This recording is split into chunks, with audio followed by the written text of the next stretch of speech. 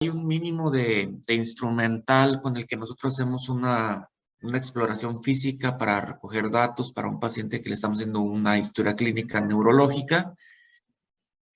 Son algunos de ellos, aparte de los que ya conocen el indispensable estetoscopio, pero nosotros además utilizamos oftalmoscopio, martillo de reflejos, diapasones, utilizamos dos, el de 128 Hz y el de 512 Hz. Tienen diferente utilidad. El diapasón de 128 Hz lo utilizamos para evaluar la vibración en los pacientes, lo que conocemos como palestesia. Entonces, un paciente que tiene una lesión de nervio y que no conduce la sensibilidad, tenemos dos tipos de sensibilidad, ya van a ir viendo, la sensibilidad profunda y la superficial. En la profunda está la propiocepción y la palestesia. La palestesia la evaluamos con el diapasón vibratorio. Entonces lo vamos poniendo en algunas salientes óseas para que el paciente nos diga si siente o no siente. El diapasón de 512 Hz es para la audición, para hacer la prueba de Reiney-Weber, la lamparita de reflejos, y más o menos como lo que ven aquí en este esquema. El tipo de oftalmoscopio que me parece a mí más accesible y bueno para su utilización y además resistente y duradero es ese que les pongo ahí en la foto, el Hein. He utilizado de muchas marcas, he utilizado de mejores marcas supuestamente más caras y son mucho más delicados. Y la verdad es que el Hein, en particular ese modelo, el Mini 3000, han salido muy, muy buenos. El diapasón de 512 Hz, que es un diapasón pequeño, es un diapasón que es el que más comúnmente van a ver ustedes en la práctica clínica, y el diapasón de 128 Hz, que es uno más grande, y que en algunas ocasiones se llega a encontrar incluso con uno, sobre todo para práctica de investigación, no tanto en la clínica, pero se pueden llegar a encontrar con algunos tipos de mediciones para hacer más objetivo cuánto siente el paciente, es decir, si siente la palestesia en 1, 2, 3 o 4, según tenga su marcador ese diapasón. Pero una manera de hacerlo también nosotros es simplemente estar contando cuántos siente el paciente o compararlo con nosotros mismos. Cuando el paciente dice, ya no siento la vibración, y nosotros todavía la estamos sintiendo, evidentemente que el paciente tiene una hipopalestesia. Si el paciente no siente nada, es una apalestesia. Y si el paciente siente normal la vibración, es que tiene una palestesia normal.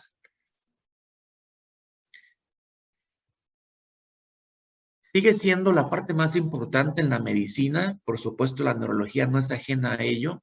Que la historia clínica y la exploración física esté bien hecha porque vamos a poder llegar a un diagnóstico.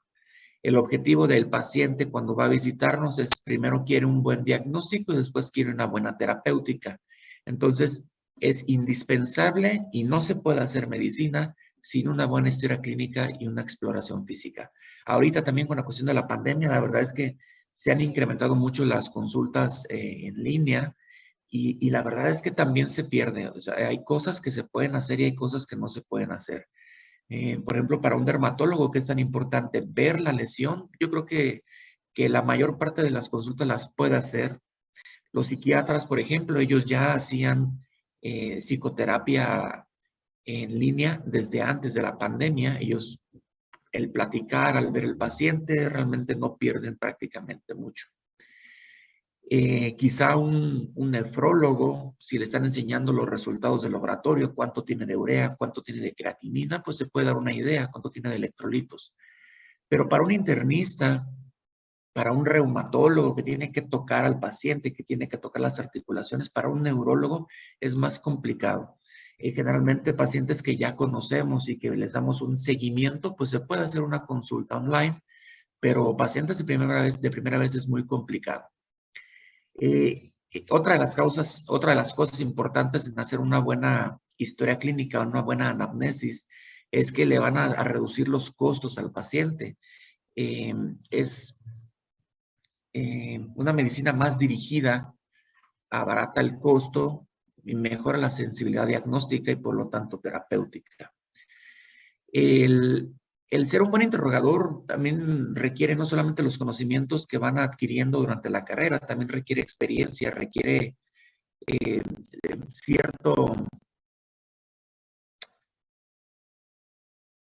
colmillo, a lo mejor, por decirlo de alguna manera, en cómo vas a interrogar a un paciente. Hay pacientes que tú notas que no te quieren decir algo y hay que preguntarlo de distintas maneras. A veces, por ejemplo, el paciente que está deprimido, como que no quiere decirlo de primera instancia, porque a lo mejor va por otra razón. A lo mejor el paciente va por una cefalea tensional, pero la cefalea tensional tiene una gran correlación con trastornos del estado de ánimo, con ansiedad o con depresión. Entonces, a veces lo notas y duda el paciente, como que no quiere decir, y lo vuelves a preguntar, y luego a veces el paciente termina llorando, porque efectivamente está deprimido, pero le cuesta reconocerlo, le cuesta decirlo. Entonces, si uno se queda con la primera respuesta de ánimo, ¿cómo anda? Y te dice que bien, pero lo ves dudar y ves la expresión, o a veces ves al familiar que como que cree que no está de buen ánimo, pues hay que volverlo a preguntar, después de 2 o 3 preguntas, quizá con otras palabras y cosas por el estilo. O también adecuarse al nivel educativo del paciente, bajar hacer la pregunta más sencilla, obviamente sin tecnicismos, para que el paciente sea también, para ser más empáticos con el paciente y que podamos obtener más información. Y de la manera en que vamos obteniendo esa información hay que ir correlacionando con lo que vamos aprendiendo en la escuela, conocer los correlatos anatómicos, fisiológicos, fisiopatológicos, para poder llegar a algunos diagnósticos sindromáticos, sinológicos, topográficos, nosológicos y diferenciales. Entonces, este es el padre de la neurología moderna, es Charcot, ahí en una de las clases en la Salpêtrière en París. Esa paciente es muy famosa porque era una simuladora. Este es un fragmento nada más de la pintura, en realidad este es solamente un fragmento. Y el que está sosteniendo a la paciente también es muy conocido. Van a escuchar el nombre de Babinski frecuentemente durante el módulo. Él es el que lo describió. Babinski, según el artículo que él publicó, porque lo van a ver escrito de diferentes maneras, es con I latina, las 2 I.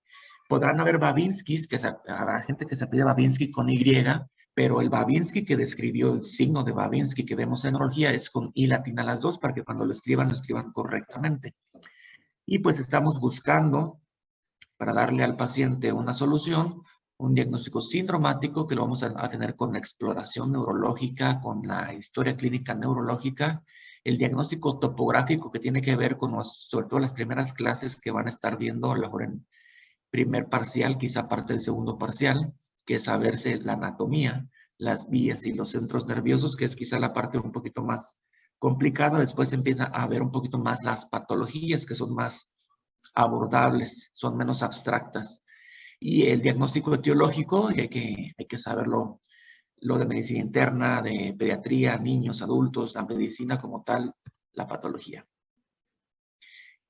Van a empezar a ver que nos vamos a expresar en planos anatómicos y es importante que los tengan bien claros para que sepan a qué nos estamos refiriendo. Cuando decimos cuál es la parte anterior, cuál es la parte posterior, esto seguramente ya lo vieron antes en alguna clase en primer año. Anterior y posterior, casi todos en la medicina sabemos cuál es anterior y posterior, pero en neurología tenemos algunas otras partes un poquito más específicas. Además de la anterior y posterior, utilizamos la palabra rostral cuando es cerca de la cabeza, caudal, cerca de la cola, o por ejemplo, de la médula espinal, la parte caudal, la parte rostral, la parte dorsal, la parte ventral. Van a ver también algunas partes que vamos a hablar de planos o de cortes en los estudios. Estos son cortes sagitales, como este cuadro que ven aquí. Perdón, son cortes transversales, que es el típico corte cuando ven una tomografía. El más común que ven son cortes transversos. Entonces, también hay cortes sagitales y también hay cortes coronales. Cuando veamos imágenes, también se los vamos a ir explicando.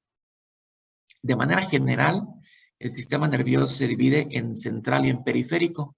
El central incluye el encéfalo y la médula espinal, Y el periférico son los nervios, raíces y los ganglios. Los ganglios también ya se pueden llegar a conocer a veces como núcleos. El tejido se divide en sustancia gris y sustancia blanca.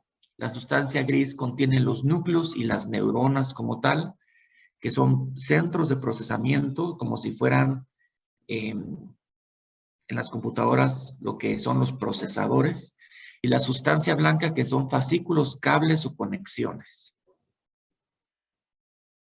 El desarrollo de un encéfalo desde la etapa embrionaria, y empezamos a tener el estudio del sistema nervioso. Los orígenes se remontan desde la etapa de Golgi en Italia y Ramón y Cajal en España, que son los primeros que empiezan a tener tinciones y empiezan a darse cuenta que del tejido nervioso, de las diferencias del tejido en el cerebro con el resto de los tejidos que ellos ya investigaban, del músculo, pulmón, epitelio respiratorio, todo eso, ¿no?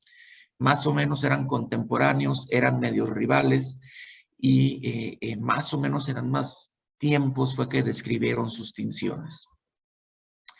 Joseph Gall, él empezó a decir que la conducta emanaba del cerebro y que el cerebro tenía partes específicas que se dedicaban a ciertas partes. Después se avanza mucho en este aspecto con Broca, con las áreas de Broca, y también con algunos otros médicos que hacen algunas aportaciones particulares a la especialización de cada área del cerebro.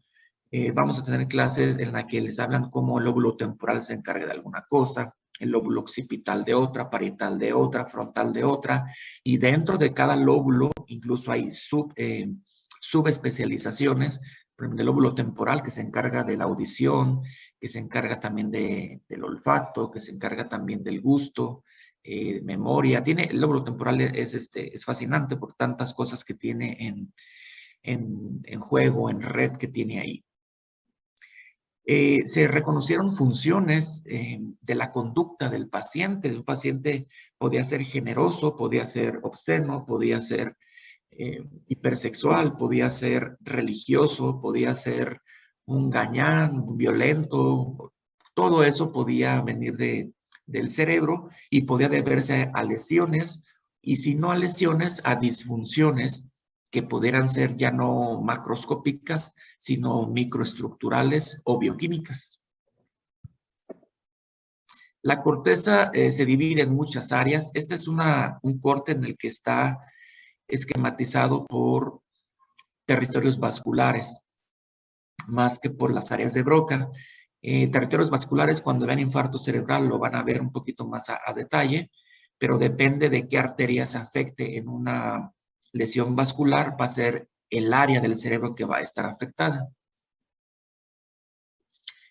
Uno de los que más dieron información en esto fue un neurocirujano británico que era Hewlett Jackson, que hacía estimulación eléctrica en algunas partes del cerebro y notaba una respuesta. Entonces, él aportó mucho a la codificación y al mapeo de las funciones del cerebro.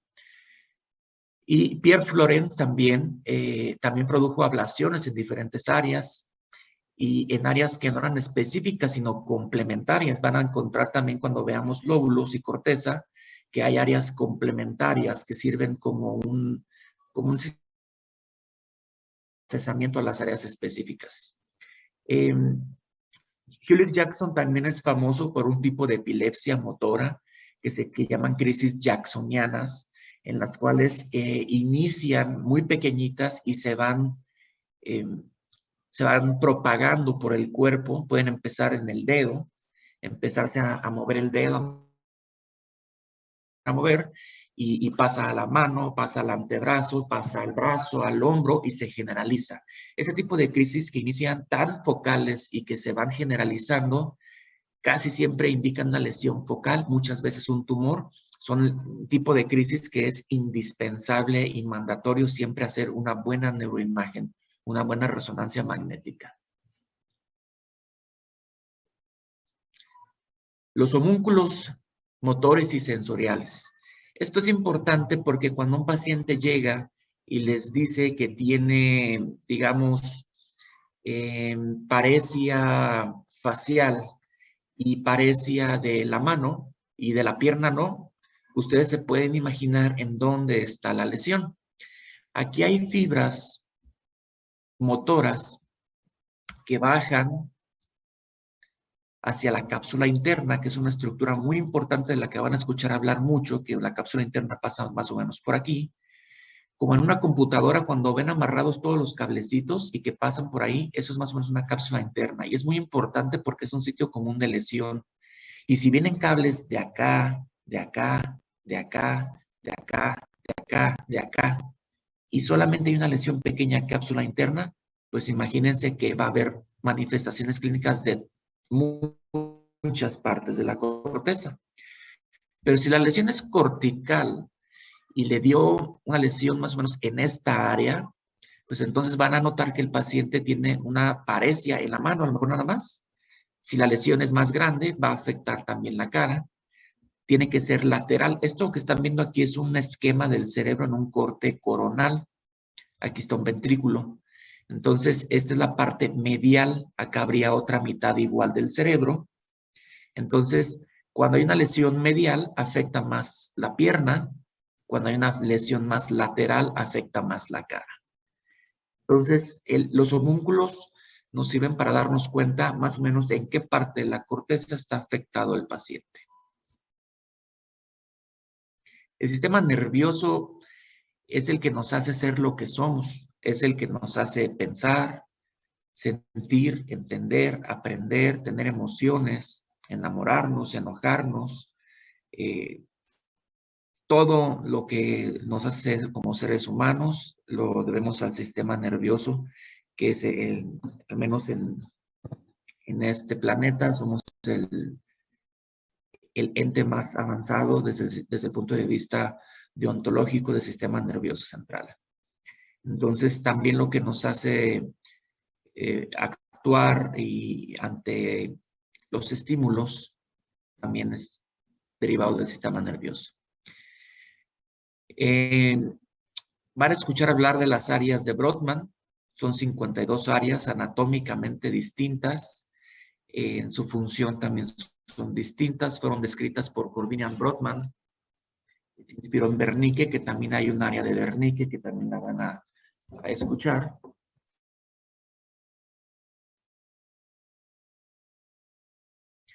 Y ellos empezaron a mapear la corteza cerebral. Al mapear la corteza nos da información. No es indispensable que sepan todas las áreas cerebrales. Hay varias que son más importantes. De esas 52, realmente las que son de uso clínico frecuente han de ser más o menos unas 14, 16, en las que están específicamente marcadas áreas de lenguaje, áreas de audición, áreas de olfacción, áreas del gusto, que las vamos a ir viendo poco a poco. La correlación anatómico, clínico y funcional es importante porque hay pacientes que tienen epilepsia y que tienen manifestaciones epilépticas poco comunes y que en décadas atrás se llegaban a tipificar como pacientes psiquiátricos y pacientes psiquiátricos cuando eran pacientes epilépticos y que eran muy tratables. Un paciente epiléptico con epilepsia del lóbulo temporal, por ejemplo, que puede presentar algunos de estos datos que están viendo ustedes en la pantalla, son muy, muy tratables. Los vemos en la actualidad. Pacientes que tienen síntomas de hiperreligiosidad y que sienten, piensan que son Dios o que hablan con Dios o que son enviados de Dios o que tienen rituales de religiosos muy, muy rígidos en los que están rezando muchas horas al día y que hacen reverencias y alucinan y ven que están viendo ángeles, cosas de ese tipo. Por supuesto, no todos. Hay pacientes que son psiquiátricos, que tienen esquizofrenia, pero algunos de ellos o muchos de ellos es epilepsia del lóbulo temporal y les va muy bien con tratamiento. O sea, les quitan completamente los datos.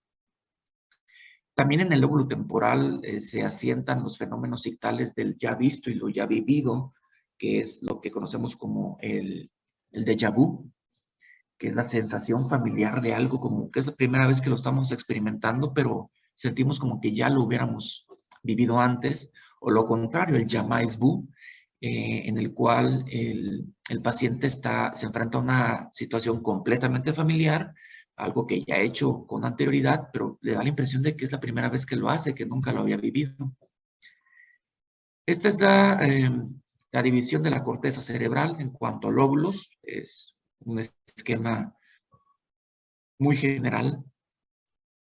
En cuanto al lóbulo frontal, el lóbulo frontal tiene dos grandes funciones. Me parece que nos toca el lóbulo frontal mañana, en la cual la primera es la cuestión motora, pero también la corteza prefrontal, que es lo de más adelante, lo más susceptible a los golpes, que es la corteza prefrontal y que es la que se encarga de la conducta. Y también es fascinante la cuestión de la conducta humana basado en la corteza prefrontal. Por eso los cambios conductuales en deportistas de alto rendimiento que reciben golpes repetitivos, como en los boxeadores, en los luchadores, en los jugadores de fútbol americano que tienen tanto golpe con el casco. De hecho, hay película del daño que tienen. El pugilismo, el parkinsonismo pugilístico, por ejemplo, es un tipo de Parkinson que se reconoce que es debido al golpeteo repetitivo en cerebro. Lóbulo temporal, lóbulo parietal, lóbulo occipital, esto es a grosso modo, van a ir viendo algunas otras, en cada clase van a irlo afinando todo esto.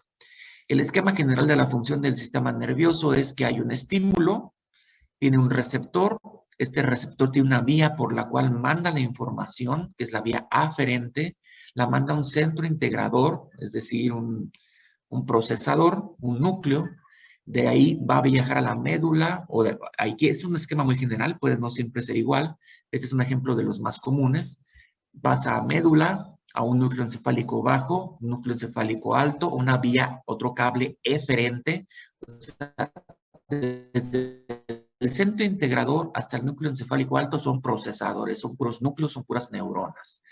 La vía aferente es un cable, es una vía, es un fascículo, y después de que llega ese estímulo a donde se va a procesar, lo va a enviar de regreso por la vía eferente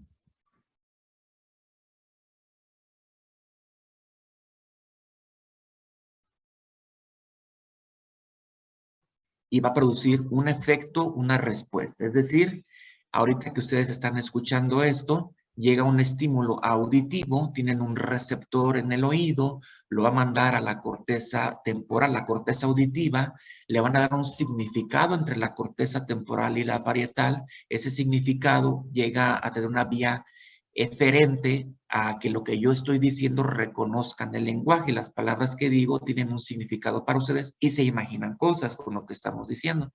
Entonces, al imaginarse esas cosas, ya hubo una respuesta al estímulo. Nos va a volver a pasar seguramente que nos va a cortar Zoom, pero bueno, igual continuamos con los mismos datos. Entonces, ya entrando más en lo que es la historia, esto fue una introducción, la historia clínica neurológica no varía tanto de la historia clínica general, hay algunas cosas en particular que nos interesan más, que son indispensables.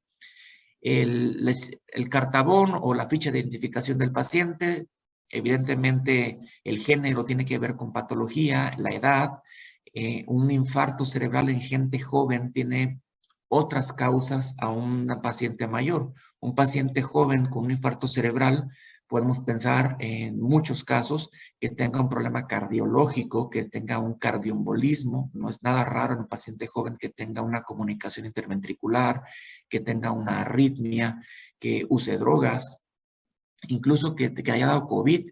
En paciente joven, el COVID da infarto cerebral. O sea, en esta temporada, paciente joven que llega con infarto cerebral, tenemos que pensar en COVID, indudablemente, además de todos los factores de paciente joven que antes conocíamos, como problemas carotídeos, cardiológicos o autoinmunes, protrombóticos, ¿no? El lupus, el síndrome antifosfolípidos o cosas de esas características, que son muy diferentes del paciente que ya anda en los 70s, 60s, 80s, que son diabéticos, que son hipertensos, que tienen sobrepeso, que tienen dislipidemia y que son los factores de riesgo tradicionales.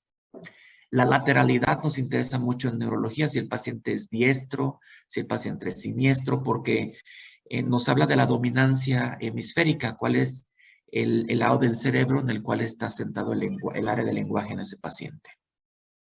La religión, ya saben ustedes que realmente nos interesa en realidad solamente por aquellos pacientes que no aceptan transfusiones, los testigos de Jehová, realmente no mucho por alguna otra cosa, ¿no? Las cuestiones de las transfusiones. Antecedentes. La neurología cada vez se emparenta más con la genética y esto es bien importante porque tenemos que conocer los modos de transmisión de herencia genética, herencia mendeliana, herencia mitocondrial, herencia eh,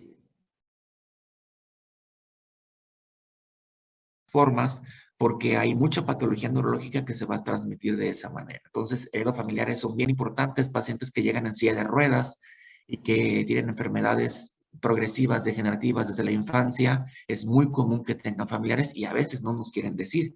Me ha tocado pacientes que llegan y dicen, no, en mi familia nadie. Y uno ve un padecimiento que es francamente de herencia mendeliana, que es autosómica dominante, que sí puede ser la primera vez, que puede ser la primera mutación de novo, pero que lo común es que tenga familiares. Y el paciente se va y como que quería una confirmación y ya el familiar nos dice, no, sí, es que sí, doctor, el papá tiene y el abuelo tiene. Y el paciente pues va a veces pues ocultando cosas, ¿no? Pero termina no dándose cuenta. Personales no patológicos, personales patológicos, igual que en cualquier otra rama de la medicina. Los perinatales muy importantes en neurología también toman más importancia porque a veces el paciente llega con subdesarrollo intelectual, con retraso mental, leve, moderado, grave, con parálisis cerebral, o francamente a veces el paciente no lo llevan porque dicen que tiene déficit de atención y resulta que no. El principal diagnóstico diferencial de trastorno por déficit de atención e hiperactividad es el retraso mental leve. Entonces, es importante que indaguemos un poquito, pues, qué número de embarazo fue, qué edad tenía la madre, si hubo un control del embarazo, si fue un embarazo normoevolutivo o si hubo alguna complicación durante el embarazo, si cómo se obtuvo el producto, fue parto, fue cesárea, si lo dieron de alta junto con la madre. Todo eso es muy importante porque a veces el retraso mental es muy leve, muy leve. El paciente llega hasta la prepa y en algunos casos llega hasta la universidad y no se han dado cuenta. Le cuesta trabajo, ha reprobado un año o dos, pero es que tiene déficit de atención. Y resulta que no, resulta que están tomando clases en línea y entienden el 30% de lo que estamos hablando. Entonces, sí existe, por supuesto, el déficit de atención, por supuesto que es tratable, por supuesto que produce dificultades académicas y se puede tratar y mejora mucho el paciente, pero la verdad es que no todos son déficit de atención. Hay un porcentaje importante de pacientes que tienen un retraso muy, muy sutil, muy leve, que les permitirá hacer cosas, ¿no? Les permitirá hacer muchas, muchas cosas. Carreras técnicas, carreras de técnico superior universitario, eh, o quizá alguna licenciatura no muy demandante, probablemente con ayuda. Y de la mano de los perinatales, pues también los ginecobstétricos, mucho que ver.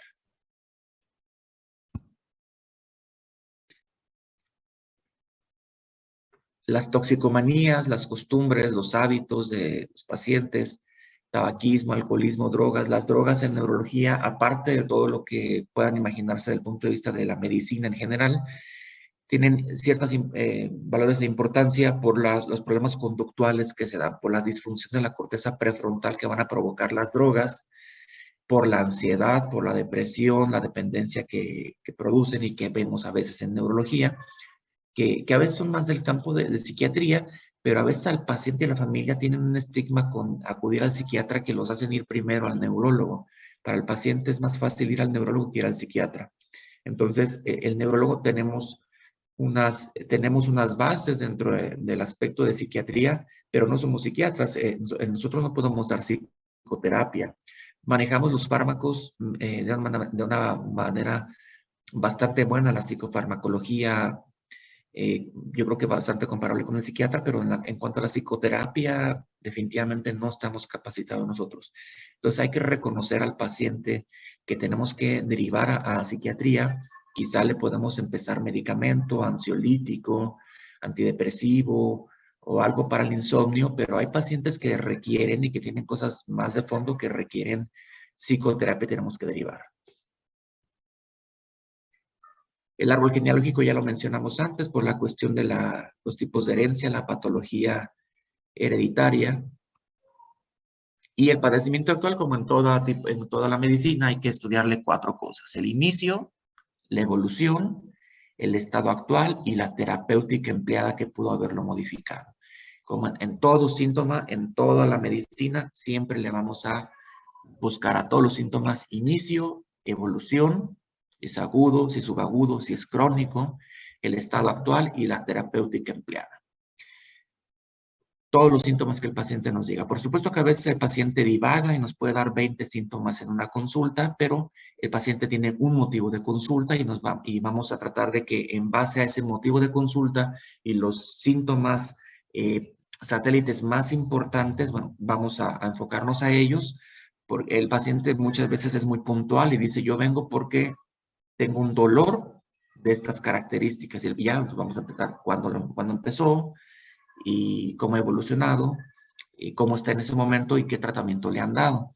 Pero hay pacientes que te dan 20 síntomas y que llevan una hoja escrita y que llevan todo enlistado y son comúnmente pacientes que tengan ansiedad. Por supuesto que no es lo único. La ansiedad siempre en neurología es un diagnóstico de exclusión. Siempre nuestra obligación siempre es buscar organicidad. Porque, por ejemplo, la esclerosis múltiple o las metástasis cerebrales pueden dar muchos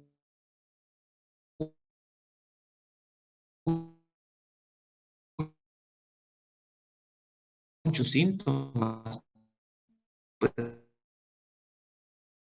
Orgánico, y si descartamos orgánico, entonces sí podemos decir que el padecimiento es psicógeno.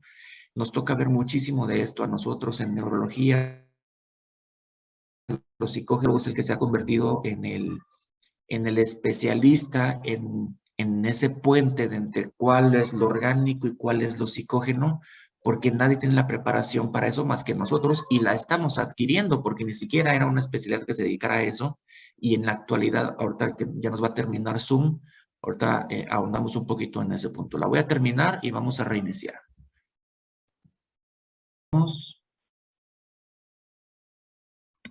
Parece que hay una compañera que tiene un poquito de dificultades con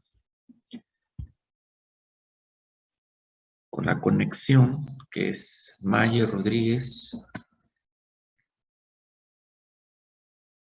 Vamos a continuar. ¿Sí se escucha bien de nuevo? Sí, ¿verdad? Ya vi. Sí. Ok. Sí.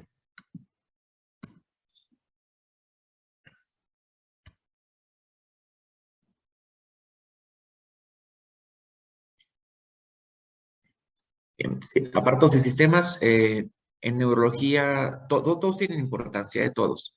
En cardiovascular nos interesa padecimientos previos del paciente que pueda producir coágulos, que pueda llevar a cardioembolismo, que produzcan lo que la gente conoce como embolia, pero en realidad nosotros conocemos como infarto cerebral. El infarto cerebral puede ser in situ, que es el que llamamos aterotrombótico, o sea, la arteria ahí se fue engrosando una placa hasta que se tapó, o puede venir un coágulo de otro lado, que es el que llamamos embólico, que es el que la gente dice embolia, que bueno. El embólico no necesariamente tiene que venir del corazón, puede venir de una arteria más grande, habitualmente la carótida. Entonces puede ser un embolismo arteria-arteria, o puede ser un cardioembolismo. Nos interesa también por los síncopes, aquellos pacientes con bradicardia, con bajo gasto, con disfunción sistólica, con insuficiencia cardíaca. Son pacientes que pueden hacer síncopes, y los síncopes nos llegan muchas veces a nosotros. A veces convulsionan en los síncopes. Eso no significa que sea epilepsia. También lo vamos a ver en una clase más adelante. No todo lo que convulsiona es epilepsia. Respiratorio. La principal causa de metástasis cerebrales es el cáncer de pulmón, por ejemplo. En neurología nos interesa eso. La principal neoplasia neurológica son las metástasis. Y la principal causa de metástasis es pulmón en hombre y mama en mujer. Entonces, es importante esto. En infecciones crónicas como tuberculosis, puede haber tuberculosis meningia. Hay que buscarle también cómo está en respiratorio siempre, porque puede ser una tuberculosis miliar. En digestivo, los síndromes de mala absorción intestinal, aunque no son comunes, pero pueden dar problemas a nivel neurológico, por ejemplo, por deficiencia de vitamina B12, podemos tener neuropatías o demencias, más bien pseudodemencia, porque estrictamente hablando una demencia no es reversible, pero pacientes con deficiencia crónica de B12 hacen pseudodemencia. Reponemos B12 y el paciente puede mejorar. Genitourinario se puede asociar también con tuberculosis miliar. Musculoesquelético es bastante importante porque evidentemente el paciente nos llega a nosotros mucha frecuencia con debilidades, con paresias. Entonces, hay que explorar la parte de músculo esquelético. A veces si el paciente dice, me duele mucho el cuerpo, como si hubiera hecho mucho ejercicio, nos llegan por paresia, el paciente ya te está diciendo que le duele el músculo, tocas el músculo y resulta que sí le duele mucho, entonces puedes pensar que el paciente tiene una enfermedad del músculo, una miopatía inflamatoria, como una dermatomiositis, una polimiositis, una polidermatomiositis. Ronaldo quiere acceder a la sala. Entre Champions y Champions se da un chance para entrar a clase. Parece excelente.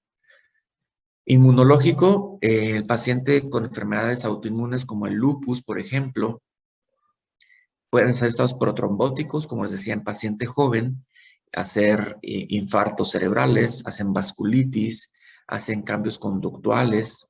Es muy amplio. El aspecto inmunológico impacta evidentemente en toda la medicina.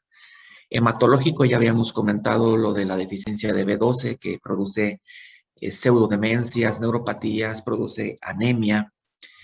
Endocrinológico también es muy importante. Nosotros nos toca ver mucho paciente con afección tiroidea que nos llega a nosotros porque no se concentra, porque está lento, porque se le olvidan las cosas. También hay pseudodemencia por hipotiroidismo profundo. Hay pacientes que están igualitos a una demencia y tienen una hormona estimulante de tiroides de 50. Y con eso, afortunadamente, lo podemos catalogar como una pseudodemencia. Le damos levotiroxina al paciente y mejora mucho y se le quitan los síntomas. Piel y anexos, importante también. Por ejemplo, porque simplemente con ver a esta chica nos podemos dar cuenta qué es lo que tiene. Esto que tiene ahí en la nariz son neurofibromas. Eso de lo que nos habla es que la paciente tiene un síndrome neurocutáneo. No es acné, estos granitos que ven ustedes aquí en el dorso de la nariz, aquí en la frente. Niña todavía no llega a la pubertad, todavía no tiene acné. Esto los tiene desde nacimiento y le van a ir saliendo más en el transcurso de la vida. Y así como hacen neurofibromas en la piel, también los hace en sistema nervioso, en encéfalo, en médula espinal, en nervio periférico. Son pacientes que pueden hacer epilepsia o tumores de cerebro con relativa frecuencia. La epilepsia es muy común en ellos. Signos vitales, bueno, exploración física general, como todo paciente. Esto ya lo conocen, los signos vitales imprescindibles, el hábitus exterior, cabeza, cuello, tórax, abdomen, genitales, extremidades. Y vamos a ver un poquito de lo que son, a grosso modo, la exploración neurológica. Empezamos con funciones cerebrales superiores o funciones mentales, como lo quieran llamar. Es cierto que no existen unas funciones mentales inferiores, al menos no en el ser humano, pero sí hay funciones cerebrales básicas, reflejas, que están mediadas por el tallo cerebral y en las cuales nosotros no pensamos. Nosotros no estamos pensando en respirar, no estamos pensando u ordenando a nuestro corazón que esté latiendo. Entonces, estas son las funciones cerebrales básicas primitivas. Pero tenemos las cerebrales superiores que nos hacen, como seres humanos, diferenciarnos de los entes menos evolucionados y diferenciarnos entre todos nosotros. Cada uno de nosotros es completamente distinto a los demás en conducta, en habilidades, en virtudes, en dificultades, en sensaciones y sensibilidades, ¿no? Entonces empezamos con funciones cerebrales superiores. Primero el estado de conciencia o estado de alerta que tenga el paciente. Son los estados de conciencia que están descritos. Hay muchas otras palabras que van a encontrar ustedes que no son las ideales. Por ejemplo, somnoliento es una muy común que van a encontrar ustedes que de repente algunos médicos digan, es que está somnoliento. El paciente somnoliento es muy amplio y es poco específico. Los que utilizamos para poder definir un estado de conciencia son estos. El paciente está alerta, como estamos ahorita nosotros en clase, o se supondría que están en alerta. Es el paciente que está despierto, que está orientado, que coopera, que escucha y que entiende lo que estamos diciendo. El paciente obnubilado está despierto, pero está confundido, puede estar irritable, está inatento, a lo mejor hay que repetirle la pregunta, y aunque está despierto y medio coopera, pero las respuestas no son las correctas. Es un paciente obnubilado. El paciente estuporoso es un paciente que no está despierto. Es un paciente que lo podemos despertar si lo estimulamos, pero aquí la gran diferencia es que dejamos de estimularlo y el paciente se vuelve a dormir. Entonces hay que estarlo estimulando y el estímulo puede ser variable. A lo mejor nada más le hablamos al estímulo verbal y despierta, pero hay pacientes que hay que provocarles dolor para que despierten y le dejamos de provocar dolor y se vuelve a quedar dormido. Ese es el estuporoso. El estado de coma, que puede estar decorticando, descerebrando, y el estado de muerte cerebral. Más recientemente se ha incluido un estado nuevo que se llama estado de mínima conciencia, que está más o menos entre el coma y el estupor. El estado de mínima conciencia es un paciente que parece que está en coma, pero de repente hace, más allá de que hace ciclos de vigilia y sueño, de repente como que sigue un poquito con la mirada, como que pone un poquito de atención. Es un estado relativamente de descripción nueva. Ya que vimos que el paciente está alerta, vamos a ver cómo está la función mental. Una prueba de cribaje rápido, que es sencillo de hacerlo en el consultorio, que no nos toma mucho tiempo, es el mini mental de Folstein, que está descrito desde los años 70, 75, 79, si no me recuerdo, y nos sirve como tamizaje para buscar demencias. Son 30 puntos en total. Nos evalúa la orientación, la evocación, la atención, el cálculo, la memoria, el lenguaje, la orientación visoespacial, la lectura, la repetición. Son 30 puntos en total. Para un paciente que por lo menos haya hecho preparatoria, educación media superior, tiene que tener 25 puntos o más para poder decir que el paciente no tiene demencia. Si el paciente tiene 25 puntos o menos, el paciente tiene demencia o pseudodemencia. Ya nos tocará ahí evaluarlo. Después de las funciones cerebrales superiores, los nervios craneales van a sufrir un poquito con eso. Los nervios craneales vamos a verlos todos y están descritos del primero al 12º de la base hacia arriba. El primer nervio craneal no nace del tallo cerebral. Me parece que me toca a mí con ustedes el primero y el segundo nervio. Entonces ya lo tocaremos con más profundidad. Nervios craneales, después sistema motor y reflejos. En el sistema motor vamos a evaluar el tono, la masa, la fuerza.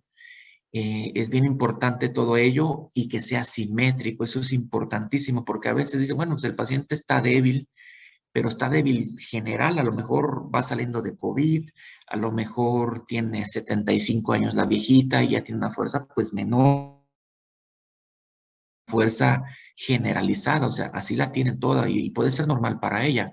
Y no es normal una persona de 30 años que tenga 5 de 5 en todas las extremidades, excepto en una que tenga 4 de 5, que a lo mejor es una diferencia sutil, pero ya con 4 de 5 ya no es normal, ya está focalizado, ya lo llamamos así, porque tiene una lesión focal. Y la fuerza la graduamos, como ven ustedes ahí en la diapositiva. Voy a dar un poquito más de prisa. Nos quedan menos de 10. En la escala de la fuerza del Consejo Británico de Investigación, que es la que utilizamos habitualmente, hay otros que utilizan la de Daniels, son muy similares. 0, no ven ningún movimiento muscular. 1, mínima actividad, no es capaz de mover la articulación. 2, mueve la articulación pero no vence gravedad. 3, vence gravedad. 4, vence gravedad y además vence un poco de resistencia. Y 5 es normal. Los reflejos, tenemos reflejos superficiales, profundos y patológicos. Los patológicos son el Babinski y todos sus sucedáneos. van a tener clases específicas de cada uno de ellos. Después el sistema sensitivo, ya les había comentado hace un momento que se divide en dos grandes grupos, la superficial y la profunda que lleva la propiocepción y la palestesia, y la superficial que es el dolor y la temperatura. Cerebelo, que también es bastante importante revisarlo siempre, es también muy emocionante la cuestión del cerebelo. Ahí le vamos a estudiar la metría, que es la capacidad que tiene el paciente de hacer movimientos finos, dirigidos a tocar, por ejemplo, una pantalla touch, por ejemplo, y estamos tocando partes específicas de la pantalla. Esa es la metría. Si el paciente no le atina a un icono, el paciente tiene dismetría. La capacidad de movimientos repetitivos, rápidos y alternativos, que es la diadococinesia, y su afectación se llama disdiadococinesia. Cuando veamos cerebelo, creo que cerebelo no me toca con ustedes, pero hay algunas partes en las cuales me gusta ponerles videos porque queda mucho más claro que explicado así nada más, o verlo en texto, o verlo en una diapositiva, ver ejemplos de pacientes, y más ahorita que estamos online, creo que es muy importante. Entonces va a haber, cuando tengamos tiempo de sobra en clase, les voy a pasar algunos videitos y van a ver qué es la dismetría. El lenguaje escándido es el lenguaje del paciente cerebeloso, que se escucha como si estuviera borracho. De hecho, el paciente, cuando está intoxicado por alcohol, está cerebeloso, o sea, tiene dismetría, tiene disdiadococinesia, tiene el lenguaje escándido, tiene lateropulsión a la marcha, se va del paciente que está borracho, ¿no? Y el tono también, aunque también tiene que ver con el sistema muscular, tiene mucho que ver con el cerebelo. Hay una maniobra particularmente para cerebelo que se llama maniobra de Holmes, que por ahí en algún video después les voy a poner. Los signos meningios, que nos interesa para ver si hay irritación de las envolturas cerebrales, y que nos puede hablar de irritación meningia, que puede deberse a químicos, como cuando se le pone a algún paciente quimioterapia intratecal. Se puede ver a sangre cuando hay una hemorragia subaracnoidea y el paciente tiene mucho dolor de cabeza. También se puede ver a infección, a pus, cuando hay detritos celulares, inflamación e infección, que es lo típico. El paciente podemos decir que tiene una meningitis. La meningitis puede ser química, puede ser infecciosa, puede ser inflamatoria, puede ser por sangre, puede ser autoinmune, puede ser carcinomatosa. Ya van a ver meningitis bacterianas agudas. Conmigo nos toca meningitis crónicas. Y los signos de irritación meningia los buscamos primero buscando la flexión del cuello, que el paciente toque el pecho con su barbilla, que haga esta maniobra, estando acostado completamente, con las piernas bien estiradas. El paciente le duele o francamente no lo puede hacer. Hay pacientes que intentamos hacer esa maniobra y es imposible, y es capaz de levantar al paciente como si fuera una tabla. Es cuando dicen que hay rigidez de tabla, porque el paciente no dobla absolutamente nada el cuello y se levanta el paciente. Esa es la rigidez de nuca, y vamos a buscar el signo de Brudzinski y el signo de Kernig. Este que está viendo aquí esquematizado es el signo de Kernig. Cuando ven que el paciente hace la flexión del cuello y el paciente dobla las rodillas, es el signo de Brudzinski. Y la marcha también es muy importante porque nos puede decir, nada más con ver entrar al paciente, a veces ya sabemos qué tiene. Cuando vemos que un paciente lo llamamos, se levanta de su silla y empieza a caminar, a veces con eso ya tenemos el 100% del diagnóstico, o a veces tenemos un 50-70% del diagnóstico. ¿Por qué? Porque vemos que el paciente entra con una marcha espástica, una hemiparesia espástica. Ya sabemos que el paciente tiene una lesión de motoneurona superior. Entonces nos imaginamos que tiene una lesión encefálica. Si vemos que el paciente tiene unos 60-70 años, podemos pensar que tuvo un infarto cerebral, o fue operado, o trae un tumor, algo ya fue operado el tumor. La marcha en Stepash, que también después se las voy a poner en un video, nos habla de afectación de la motoneurona inferior, como en las polineuropatías, como en el síndrome de Guillain. Si un paciente camina con ataxia, podemos pensar que tiene una ataxia sensitiva o cerebelosa. Existen las dos formas. La marcha parkinsoniana, que es muy, muy característica, que es una marcha, el paciente está jorobado, no bracea, no mueve los brazos, y la marcha es a pasos pequeños. Cuando ven un cambio de piso, que cambian las baldosas, le cuesta, como si fuera un obstáculo, le cuesta caminar y dar el paso. Una vez que ya camina, agarra un poquito de ritmo y a veces empiezan a caminar rápido, rápido y les cuesta detenerse. Eso se llama marcha festinante, como si fuesen una fiesta, pero les cuesta trabajo dar el primer paso. Esa es la marcha típica de Parkinson. Y el parche de la marcha es muy similar al Parkinson. Bien, terminamos justo a tiempo. ¿Dudas o preguntas?